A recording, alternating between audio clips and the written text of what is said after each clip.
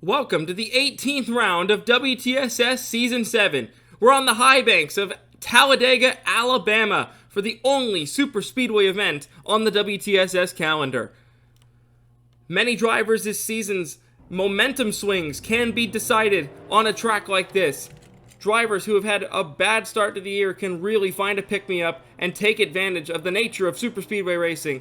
Huji straight out onto the racetrack. We've seen many thrilling races here in the past, including a photo finish 2 seasons ago in the closest finish in WTSS history. This is the largest oval on the calendar at 2.66 miles long, and the nature of restrictor plate racing is going to bring everybody into the fray, and there's not a single soul out here who does not have their eyes on the checkered flag come the end of the race today. Now, we've seen group qualifying this season on the ovals have a bit of a slipstream heavy nature, especially the bigger tracks, trying to time your runs from the right distance with the right people to be able to pull off that miraculous lap that nobody else can beat. Well, on this track alone, not one person can pull that off, but an entire group can. The more cars energized together in a line can generate more lap time, but the problem being is that the moment you start bunching back up, you slow each other down. Qualifying will be a game of who can put their car in the right place at the right time, and same can be said for the race here today.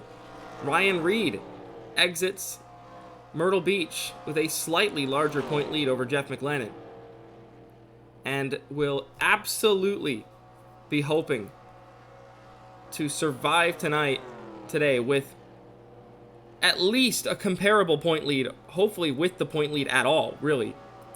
Our first big timed lap of the day is a 50.5. That is the benchmark set by Huji, but I assure you the times are going to fall even further. Here's a tribute paint scheme being run by the Ben Dover Racing Squad for Mitchell Carter here. They call this car the Intimidator. National Debt Relief stepping up to be the sponsor on that car once again. Mitchell Mark, Speedway King of the season so far, puts it to a 49.7 as the quickest time so far. Your winner in the first 2 speedways of the season at Michigan and Texas, as DJ Curtis now puts it to the top with a 49.667. But now, this is where it gets interesting, because from this point onwards, not a single lap that shows up to the top of that board is going to be a lap in a single car run. Every single lap is going to be draft based around here. Innes in the 1 car goes to the top with a 49.4, but immediately Mark usurps it, getting a distant tow from the 6 of Scott Roush. Sean Angel in the 58 to the top now with a 48.7, with Allison Figueroa not far behind. You generate enough energy, you can hit these things at 200 miles an hour, even with the plates holding them back. The new engine packages on these cars this season will allow for 200 miles an hour on the super speedway race. This line of cars has some energy behind it. Keep an eye on these lap times. Elijah Innes with a 48.4 to the top of the board once again. And then back here, huge line of cars,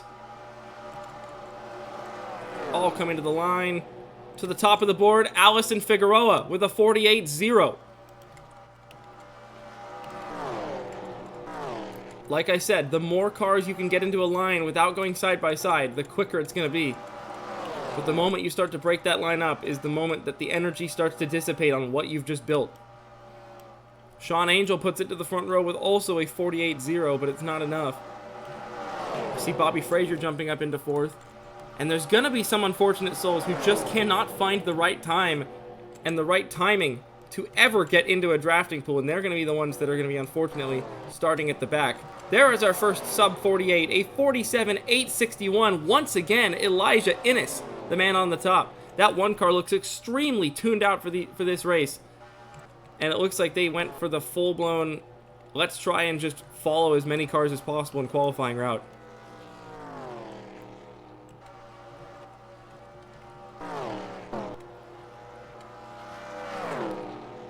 Starting position, while it does matter on a track like this, is not the end-all be-all of a superspeedway event.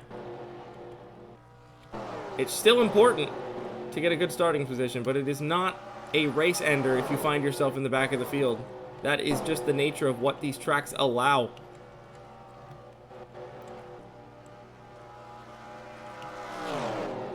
Some drivers jumping up into the top 10 here. Check out this run from a bunch of these cars here. Cross the line. Krasta puts it up on the front row alongside Elijah Innes. And if you were talking about drivers who have had a poor season hoping for a pick-me-up at a track like this, Brandon Krasta and Elijah Innes are two of the names you'd pick out of that hat. Both drivers in the bottom 5 spots in points. Krasta nearly 80 points behind the next person in dead last. Your Season 1 champion looking for some sort of a pick-me-up this season. And with the way that they've got their cars packaged this season, I could see a superspeedway like today being good for both him and James Gibson. Another team, as Bisceglia puts it to the top of the board in a line with Scott Roush and Jake Stevens. Look at how fast all 4 of them are going. Alex Bignacco in the 29 with a 47.69. Finds the quickest time now.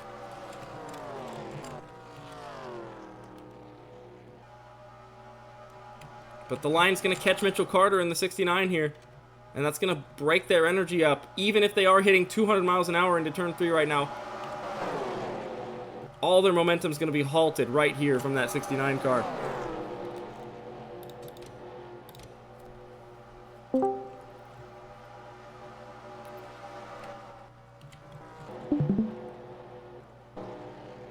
Second quickest. This line of cars is still building momentum. Mark, Bisceglia, Roush, and Stevens all still finding lap times.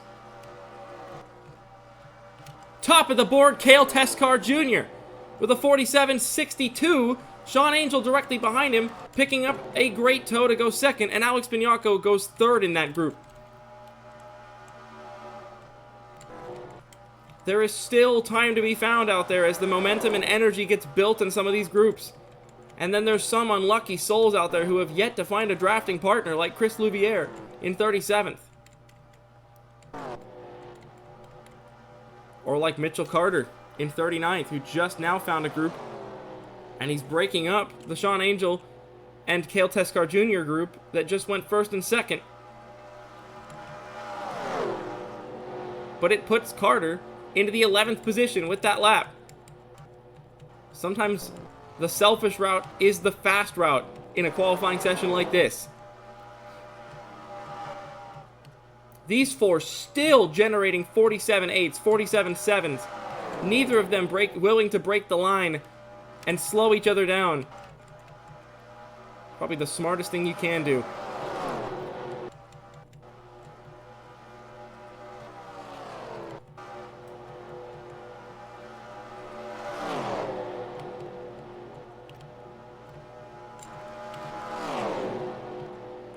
Oh, up into 6th for Scott Roush there.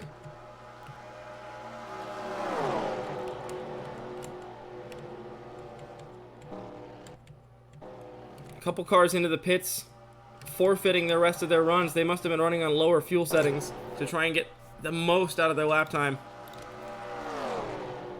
We're in the final minute of qualifying now. Standby will begin shortly. And from that point onwards, anybody who has started a lap will get to finish that, but no one else will. These 4 are really the ones I'd keep an eye on, because the moment they even get a sniff of a car ahead, it's going to be a wicked lap from these 4 who have stayed so organized all session. Mark goes even quicker, so all 4 of them go even quicker. We're in the final remaining seconds. Alex Bignacco to the top of the board at the dying stages of this session with a 47.54. And a bunch of people in this group all just set their best laps of the session. Time has expired. Standby has begun. And everybody completing their laps will be completing their last.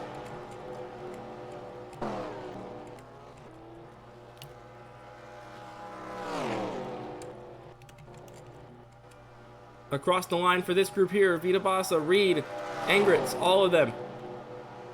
Wangzuat improves to 35th at the end. Shepard goes 26th.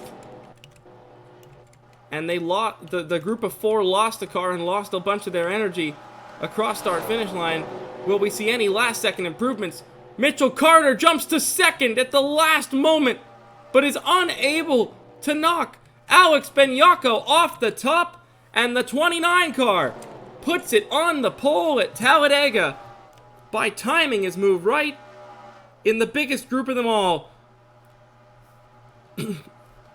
Mitchell Carter, Cale Teskar Jr., Logan Hill, James Gibson, Sean Angel, Scott Roush, Kyle Bichelia, Mitchell Mark, and Jake Stevens, the top 10. Then it's Figueroa, Innes, Krasta, Duncan, Dodd, your top 15.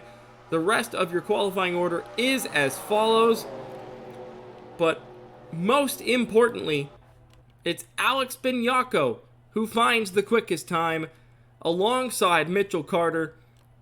Congratulations to Alex Benyako, the pole sitter at Talladega. Let's get to the race.